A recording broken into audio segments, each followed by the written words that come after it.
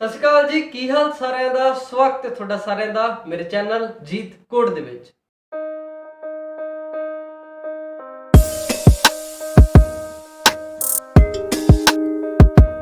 ਸੋ ਅੱਜ ਦੀ ਇਸ ਵੀਡੀਓ ਦੇ ਵਿੱਚ ਅਸੀਂ ਡਿਸਕਸ ਕਰਨ ਜਾ ਰਹੇ ਹਾਂ ਫੰਕਸ਼ਨ ਦੀ ਫੋਰਥ ਕੈਟਾਗਰੀ, ਜੋ ਕਿ ਆ with argument and return a value. ਕਿ ਅਸੀਂ ਇੱਕ ਐਸਾ ਫੰਕਸ਼ਨ ਕ੍ਰੀਏਟ ਕਰਾਂਗੇ ਜੋ ਸਾਡੇ ਮੇਨ ਫੰਕਸ਼ਨ ਦੇ ਕੋਲੋਂ ਵੈਲਿਊਜ਼ ਵੀ ਲੈ ਰਿਹਾ ਤੇ ਸਾਡੇ ਮੇਨ ਫੰਕਸ਼ਨ ਨੂੰ ਕੋਈ ਵੈਲਿਊ ਵੀ ਰਿਟਰਨ ਕਰ ਰਿਹਾ।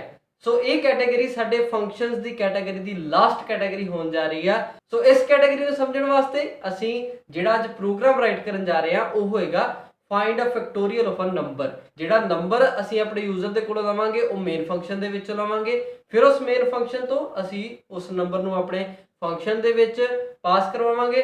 ਫਿਰ ਸਾਡਾ ਜਿਹੜਾ ਫੰਕਸ਼ਨ ਆ ਉਹ ਉਸ ਨੰਬਰ ਦਾ ਫੈਕਟੋਰੀਅਲ ਫਾਈਂਡ ਆਊਟ ਕਰੇਗਾ ਤੇ ਉਸ ਫੈਕਟੋਰੀਅਲ ਨੂੰ ਅਸੀਂ ਆਪਣੇ ਮੇਨ ਫੰਕਸ਼ਨ ਦੇ ਵਿੱਚ ਰਿਟਰਨ ਕਰ ਦੇਵਾਂਗੇ। ਕੁਝ ਇਹ ਪ੍ਰੋਸੈਸ ਸਾਡੇ ਪ੍ਰੋਗਰਾਮ ਦਾ ਰਹਿਣ ਜਾ ਰਿਹਾ।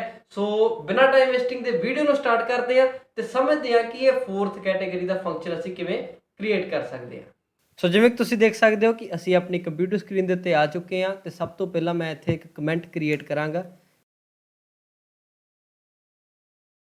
ਸੋ ਜਿਵੇਂ ਕਿ ਤੁਹਾਨੂੰ ਪਤਾ ਹੈ ਕਿ ਇਸ ਵੀਡੀਓ ਦੇ ਵਿੱਚ ਅਸੀਂ ਕ੍ਰੀਏਟ ਕਰਨ ਜਾ ਰਹੇ ਹਾਂ ਫੋਰਥ ਕੈਟਾਗਰੀ ਦਾ ਫੰਕਸ਼ਨ, ਜੋ ਕਿ ਆ with arguments and return a value. ਸਭ ਤੋਂ ਪਹਿਲਾਂ ਅਸੀਂ ਫੰਕਸ਼ਨ ਨੂੰ ਕ੍ਰੀਏਟ ਕਰਨ ਵਾਸਤੇ ਸਭ ਤੋਂ ਪਹਿਲਾ ਸਟੈਪ ਅਸੀਂ ਰਾਈਟ ਕਰਦੇ ਹਾਂ, ਜੋ ਕਿ ਆ ਫੰਕਸ਼ਨ ਡੈਕਲੇਰੇਸ਼ਨ। ਜਿਵੇਂ ਕਿ ਸਾਨੂੰ ਪਤਾ ਹੈ ਕਿ ਸਾਡੇ ਫੰਕਸ਼ਨ ਨੇ ਇੱਕ ਵੈਲਿਊ ਰਿਟਰਨ ਕਰਨੀ ਆ, ਸੋ ਇਸ ਕਰਕੇ ਅਸੀਂ ਇੱਥੇ ਇੰਟ ਰਿਟਰਨ ਟਾਈਪ ਲਿਖਾਂਗੇ ਆਪਣੇ ਫੰਕਸ਼ਨ ਦੀ, ਕਿਉਂਕਿ ਅਸੀਂ ਇੱਕ ਇੰਟੀਜਰ ਵੈਲਿਊ ਨੂੰ ਰਿਟਰਨ ਕਰਵਾਉਣਾ ਚਾਹੁੰਦੇ ਹਾਂ। ਹੁਣ ਅਸੀਂ ਇੱਕ ਫੰਕਸ਼ਨ ਕ੍ਰੀਏਟ ਕਰਨ ਜਾ ਰਹੇ ਹਾਂ ਜੋ ਕਿ ਫੈਕਟੋਰੀਅਲ ਫਾਈਂਡ ਆਊਟ ਕਰ ਰਿਹਾ। ਸੋ ਅਸੀਂ ਆਪਣੇ ਫੰਕਸ਼ਨ ਦਾ ਨੇਮ ਦੇਵਾਂਗੇ ਫੈਕਟੋਰੀਅਲ, ਠੀਕ ਹੈ। ਇਸ ਤੋਂ ਬਾਅਦ ਅਸੀਂ ਆਰਗੂਮੈਂਟਸ ਨੂੰ ਸਟਾਰਟ ਕਰਾਂਗੇ ਤੇ ਸਾਡੇ ਫੰਕਸ਼ਨ ਨੇ ਬੇਸਿਕਲੀ ਇੱਕ ਇੰਟੀਜਰ ਵੈਲਿਊ ਸਾਡੇ ਮੇਨ ਫੰਕਸ਼ਨ ਦੇ ਕੋਲੋਂ ਐਕਸੈਪਟ ਕਰਨੀ ਆ, ਸੋ ਇਸ ਕਰਕੇ ਅਸੀਂ ਇੱਥੇ ਇੰਟ ਲਿਖ ਦੇਵਾਂਗੇ। ਸੋ ਸੈਮੀਕੋਲਨ, ਇਹ ਸਾਡਾ ਫੰਕਸ਼ਨ ਡੈਕਲੇਰੇਸ਼ਨ ਪਾਰਟ ਕੰਪਲੀਟ ਹੋ ਚੁੱਕਾ ਹੈ। ਫੰਕਸ਼ਨ ਡੈਕਲੇਰੇਸ਼ਨ ਤੋਂ ਬਾਅਦ ਅਸੀਂ ਆਪਣੇ ਮੇਨ ਫੰਕਸ਼ਨ ਦੇ ਵਿੱਚ ਆਵਾਂਗੇ ਤੇ ਇੱਥੇ ਇੱਕ ਵੇਰੀਏਬਲ ਕ੍ਰੀਏਟ ਕਰਾਂਗੇ ਤੇ ਇੱਕ ਮੈਸੇਜ ਆਪਣੇ ਯੂਜ਼ਰ ਨੂੰ ਸ਼ੋ ਕਰਵਾਵਾਂਗੇ ਜਿਸ ਦੇ ਵਿੱਚ ਲਿਖਿਆ ਹੋਵੇਗਾ please enter the integer. User ਦੇ ਕੋਲੋਂ ਵੈਲਿਊ ਲੈਣ ਵਾਸਤੇ ਅਸੀਂ ਸਕੈਨਐਫ ਯੂਜ਼ ਕਰਦੇ ਹਾਂ। ਸੋ ਅਸੀਂ ਇੱਕ ਇੰਟੀਜਰ ਵੈਲਿਊ ਯੂਜ਼ਰ ਦੇ ਕੋਲੋਂ ਲੈਣਾ ਚਾਹੁੰਦੇ ਹਾਂ, ਸੋ ਇਸ ਕਰਕੇ ਅਸੀਂ ਇੱਥੇ %d ਲਗਾਵਾਂਗੇ ਤੇ ਐਡਰੈਸ ਆਫ ਏ ਵੇਰੀਏਬਲ ਦੇ ਉੱਪਰ ਉਸ ਵੈਲਿਊ ਨੂੰ ਸਟੋਰ ਕਰਵਾ ਦੇਵਾਂਗੇ। ਇਸ ਤੋਂ ਬਾਅਦ ਜਿਵੇਂ ਕਿ ਸਾਨੂੰ ਪਤਾ ਹੈ ਕਿ ਸਾਡੇ ਫੈਕਟੋਰੀਅਲ ਨਾਮ ਦੇ ਫੰਕਸ਼ਨ ਨੇ ਸਾਨੂੰ ਇੱਕ ਵੈਲਿਊ ਰਿਟਰਨ ਵੀ ਕਰਨੀ ਆ ਤੇ ਉਸ ਵੈਲਿਊ ਨੂੰ ਸਟੋਰ ਕਰਾਉਣ ਵਾਸਤੇ ਅਸੀਂ ਇੱਥੇ ਇੱਕ ਫੈਕਟ ਨਾਮ ਦਾ ਵੇਰੀਏਬਲ ਕ੍ਰੀਏਟ ਕਰ ਦੇਵਾਂਗੇ ਜਿਸ ਦੇ ਵਿੱਚ ਫਾਈਨਲੀ ਸਾਡੇ ਇੱਕ ਨੰਬਰ ਦਾ, ਜੋ ਕਿ ਸਾਨੂੰ ਯੂਜ਼ਰ ਨੇ ਏ ਵੇਰੀਏਬਲ ਦੇ ਵਿੱਚ ਸਟੋਰ ਕਰਵਾਇਆ ਹੋਇਆ ਵਾ, ਉਸ ਨੰਬਰ ਦਾ ਫੈਕਟੋਰੀਅਲ ਇਸ ਫੈਕਟ ਨਾਮ ਦੇ ਵੇਰੀਏਬਲ ਦੇ ਵਿੱਚ ਸਟੋਰ ਹੋਵੇਗਾ। ਸੋ ਇਸ ਕਰਕੇ ਅਸੀਂ ਇੱਥੇ ਫੈਕਟ ਲਿਖਾਂਗੇ। ਇਸ ਤੋਂ ਬਾਅਦ ਅਸੀਂ ਆਪਣੇ ਫੰਕਸ਼ਨ ਨੂੰ ਕਾਲ ਕਰਾਂਗੇ ਫੈਕਟੋਰੀਅਲ ਤੇ ਇਸ ਦੇ ਵਿੱਚ ਏ ਵੇਰੀਏਬਲ ਦੀ ਜਿਹੜੀ ਵੈਲਿਊ ਆ ਉਸ ਨੂੰ ਪਾਸ ਕਰ ਦੇਵਾਂਗੇ। ਬਟ ਇੱਥੇ ਸਾਡਾ ਜਿਹੜਾ ਪ੍ਰੋਗਰਾਮ ਹੈ ਕੰਮ ਨਹੀਂ ਕਰੇਗਾ, ਕਿਉਂਕਿ ਅਸੀਂ ਸਿਰਫ ਦੋ ਸਟੈਪ ਹੀ ਆਪਣੇ ਫੰਕਸ਼ਨ ਦੇ ਰਾਈਟ ਕੀਤੇ ਹੋਏ ਨੇ, ਇੱਕ ਫੰਕਸ਼ਨ ਡੈਕਲੇਰੇਸ਼ਨ ਤੇ ਦੂਸਰਾ ਫੰਕਸ਼ਨ ਕਾਲਿੰਗ। ਬਟ ਹੁਣ ਅਸੀਂ ਜਿਹੜਾ ਮੇਨ ਸਟੈਪ ਆ ਜੋ ਕਿ ਆ ਫੰਕਸ਼ਨ ਡੈਫੀਨੇਸ਼ਨ, ਉਸ ਨੂੰ ਰਾਈਟ ਕਰਦੇ ਆ ਕਿ ਕਿਵੇਂ ਅਸੀਂ ਆਪਣੇ ਇੱਕ ਨੰਬਰ ਦਾ ਫੈਕਟੋਰੀਅਲ ਫਾਈਂਡ ਆਊਟ ਕਰ ਸਕਦੇ ਹਾਂ। ਸੋ ਫੰਕਸ਼ਨ ਦੀ ਡੈਫੀਨੇਸ਼ਨ ਲਿਖਣ ਵਾਸਤੇ ਅਸੀਂ ਸਭ ਤੋਂ ਪਹਿਲਾਂ ਫੰਕਸ਼ਨ ਦੀ ਡੇਟਾ ਟਾਈਪ ਲਿਖਦੇ ਹਾਂ, ਉਸ ਤੋਂ ਬਾਅਦ ਅਸੀਂ ਫੰਕਸ਼ਨ ਦਾ ਨੇਮ ਲਿਖਦੇ ਹਾਂ ਫੈਕਟੋਰੀਅਲ। ਉਸ ਤੋਂ ਬਾਅਦ ਅਸੀਂ ਫਾਰਮਲ ਆਰਗੂਮੈਂਟਸ ਨੂੰ ਰਾਈਟ ਕਰਦੇ ਹਾਂ ਸਾਡੇ ਇਸ ਫੰਕਸ਼ਨ ਨੇ ਕਿੰਨੀਆਂ ਵੈਲਿਊਜ਼ ਐਕਸੈਪਟ ਕਰਨੀਆਂ ਨੇ। ਜਿਵੇਂ ਕਿ ਸਾਨੂੰ ਪਤਾ ਹੈ ਕਿ ਸਾਡੇ ਇਸ ਫੰਕਸ਼ਨ ਨੇ ਸਿਰਫ ਇੱਕ ਵੈਲਿਊ ਹੀ ਸਾਡੇ ਮੇਨ ਫੰਕਸ਼ਨ ਦੇ ਕੋਲੋਂ ਐਕਸੈਪਟ ਕਰਨੀ ਆ, ਸੋ ਇਸ ਕਰਕੇ ਅਸੀਂ ਇੱਥੇ ਇੰਟ ਏ ਲਿਖ ਦੇਵਾਂਗੇ। ਹੁਣ ਅਸੀਂ ਬੇਸਿਕਲੀ ਸਟਾਰਟ ਕਰਦੇ ਹਾਂ। ਸੋ ਫੈਕਟੋਰੀਅਲ ਨੂੰ ਸਮਝਾਉਣ ਵਾਸਤੇ ਮੈਂ ਸਭ ਤੋਂ ਪਹਿਲਾਂ ਇੱਥੇ ਇੱਕ ਕਮੈਂਟ ਕ੍ਰੀਏਟ ਕਰਦਾ। ਸੋ ਜੇ ਅਸੀਂ ਚਾਹੁੰਦੇ ਹਾਂ ਕਿ 3 ਨੰਬਰ ਦਾ ਫੈਕਟੋਰੀਅਲ ਫਾਈਂਡ ਆਊਟ ਕਰਨਾ ਹੈ ਤਾਂ ਉਸ ਦਾ ਫੈਕਟੋਰੀਅਲ ਕੁਝ ਇਸ ਤਰ੍ਹਾਂ ਦਾ ਹੋਵੇਗਾ 3 × 2 × 1।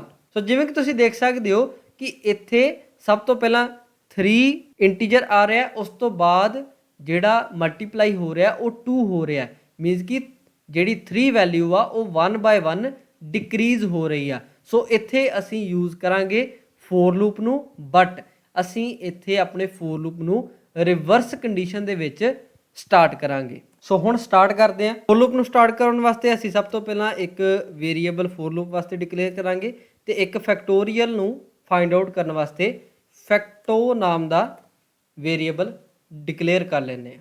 ਓਕੇ, ਇਸ ਫੈਕਟੋ ਨਾਮ ਦੇ ਵੇਰੀਏਬਲ ਦੇ ਵਿੱਚ 1 ਵੈਲਿਊ ਇਨੀਸ਼ੀਅਲਾਈਜ਼ ਕਰ ਦੇਵਾਂਗੇ। ਓਕੇ, ਸੋ ਇਸ ਤੋਂ ਬਾਅਦ ਅਸੀਂ ਇੱਕ ਇੱਥੇ ਕੰਡੀਸ਼ਨ ਲਗਾਵਾਂਗੇ ਜੋ ਕਿ ਹੋਏਗੀ ਇਫ ਏਜ ਲੈਸ ਦੈਨ ਔਰ ਇਕੁਅਲਸ ਟੂ 1। ਸੋ ਹੁਣ ਡਿਸਕਸ ਕਰਦੇ ਹਾਂ ਕਿ ਇਹ ਅਸੀਂ ਇੱਥੇ ਕੰਡੀਸ਼ਨ ਕਿਉਂ ਲਗਾਈ। ਸੋ ਸਪੋਜ਼ ਕਰੋ ਕਿ ਜੇ ਸਾਡੇ ਯੂਜ਼ਰ ਨੇ ਸਾਨੂੰ ਇਨਪੁਟ ਦੇ ਵਿੱਚ 1 ਵੈਲਿਊ ਦੇ ਦਿੱਤੀ ਤਾਂ ਅਸੀਂ ਸਿੰਪਲੀ 1 ਰਿਟਰਨ ਕਰਵਾ ਦੇਵਾਂਗੇ, ਕਿਉਂਕਿ 1 ਦਾ ਜਿਹੜਾ ਫੈਕਟੋਰੀਅਲ ਆ ਉਹ 1 ਹੀ ਹੁੰਦਾ ਹੈ। ਬਟ ਜੇ 1 ਤੋਂ ਛੋਟੀ ਵੈਲਿਊ ਵੀ ਸਾਨੂੰ ਯੂਜ਼ਰ ਨੇ ਇਨਪੁਟ ਦਿੱਤੀ ਤਾਂ ਅਸੀਂ ਉਸ ਦੇ ਵਿੱਚ ਵੀ 1 ਹੀ ਰਿਟਰਨ ਕਰਾਂਗੇ। ਸੋ ਇਸ ਪ੍ਰੋਬਲਮ ਨੂੰ ਅਸੀਂ ਇੱਥੇ ਹੈਂਡਲ ਕਰ ਲਿਆ ਹੋਇਆ। ਇਸ ਤੋਂ ਬਾਅਦ ਅਸੀਂ ਐਲਸ ਪਾਰਟ ਸਟਾਰਟ ਕਰਦੇ ਹਾਂ ਤੇ ਐਲਸ ਪਾਰਟ ਦੇ ਵਿੱਚ ਅਸੀਂ ਆਪਣੇ ਫੈਕਟੋਰੀਅਲ ਨੂੰ ਫਾਈਂਡ ਆਊਟ ਕਰਨ ਦਾ ਫੋਰ ਲੂਪ ਸਟਾਰਟ ਕਰਦੇ ਹਾਂ। ਜਿਵੇਂ ਕਿ ਤੁਸੀਂ ਇੱਥੇ ਕਮੈਂਟ ਦੇ ਵਿੱਚ ਦੇਖ ਸਕਦੇ ਹੋ ਕਿ ਜੇ ਸਾਨੂੰ ਯੂਜ਼ਰ ਨੇ 3 ਇਨਪੁਟ ਦਿੱਤੀ ਹੋਈ ਆ ਤਾਂ ਸਭ ਤੋਂ ਪਹਿਲਾਂ ਅਸੀਂ 3 ਤੋਂ ਸਟਾਰਟ ਹੋ ਰਹੇ ਹਾਂ।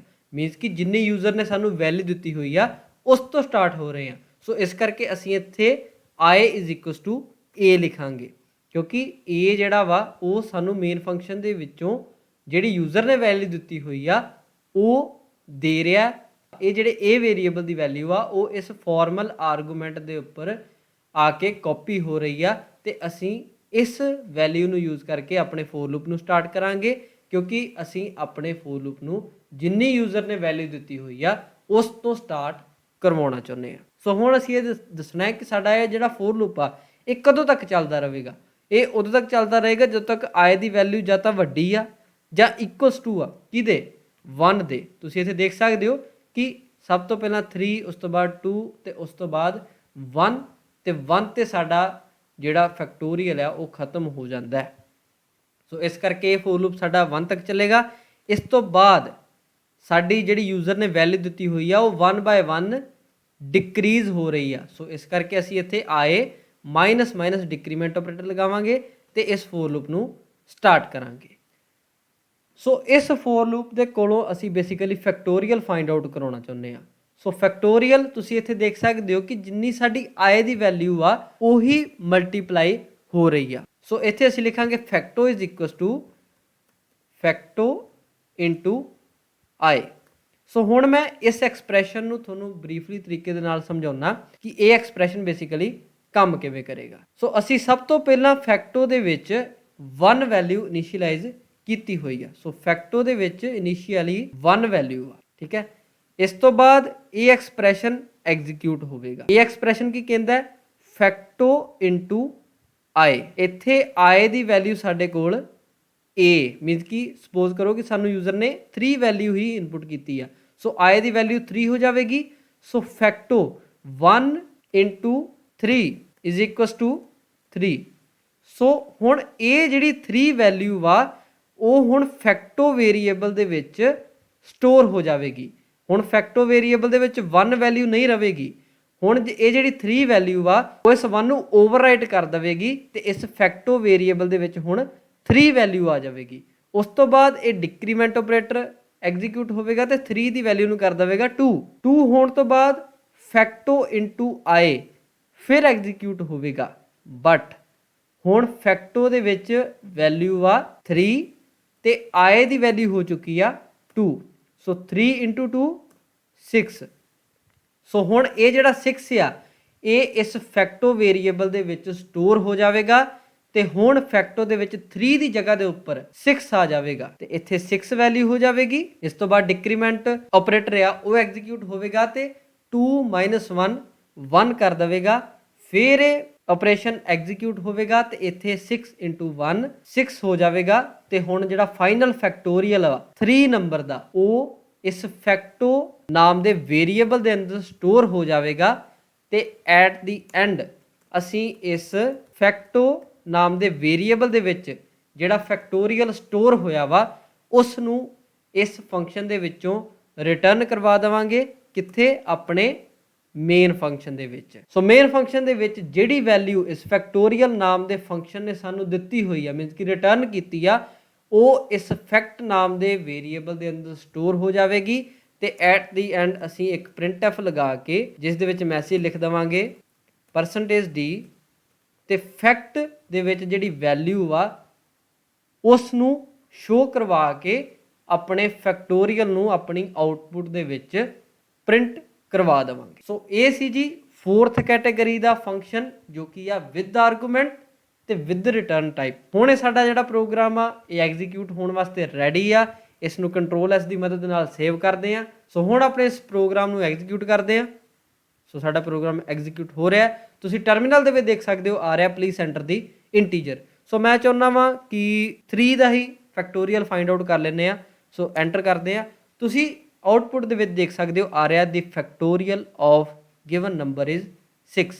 ਸੋ ਮੈਂ ਹੋਪ ਕਰਦਾ ਕਿ ਤੁਹਾਨੂੰ ਇਹ ਫੰਕਸ਼ਨ ਦੀ ਲਾਸਟ ਕੈਟਾਗਰੀ ਦਾ ਕਨਸੈਪਟ ਚੰਗੀ ਤਰ੍ਹਾਂ ਕਲੀਅਰ ਹੋਇਆ ਹੋਵੇਗਾ। ਜੇ ਇਹ ਵੀਡੀਓ ਤੁਹਾਨੂੰ ਇਨਫੋਰਮੇਟਿਵ ਲੱਗੀ ਹੋਵੇ ਤਾਂ ਇਸ ਵੀਡੀਓ ਨੂੰ ਲਾਈਕ ਜ਼ਰੂਰ ਕਰ ਦਿਓ ਤੇ ਜੇ ਕੋਈ ਵੀ ਕੁਐਸਚਨ ਹੋਵੇ ਤਾਂ ਨੀਚੇ ਕਮੈਂਟ ਬਾਕਸ ਵਿੱਚ ਜ਼ਰੂਰ ਦੱਸਿਓ ਤੇ ਇਸ ਵੀਡੀਓ ਨੂੰ ਸ਼ੇਅਰ ਵੀ ਜ਼ਰੂਰ ਕਰ ਦਿਓ ਤੇ ਇਸ ਤਰ੍ਹਾਂ ਦੀਆਂ ਹੋਰ ਵੀਡੀਓਜ਼ ਵੇਖਣ ਵਾਸਤੇ ਮੇਰੇ ਚੈਨਲ ਜੀਤ ਕੋਡ ਨੂੰ ਸਬਸਕ੍ਰਾਈਬ ਜ਼ਰੂਰ ਕਰ ਲਿਓ ਤੇ ਅਸੀਂ ਮਿਲਦੇ ਹਾਂ ਨੈਕਸਟ ਵੀਡੀਓ ਦੇ ਵਿੱਚ। ਉਦੋਂ ਤੱਕ ਲਈ ਸਤਿ ਸ਼੍ਰੀ ਅਕਾਲ ਜੀ।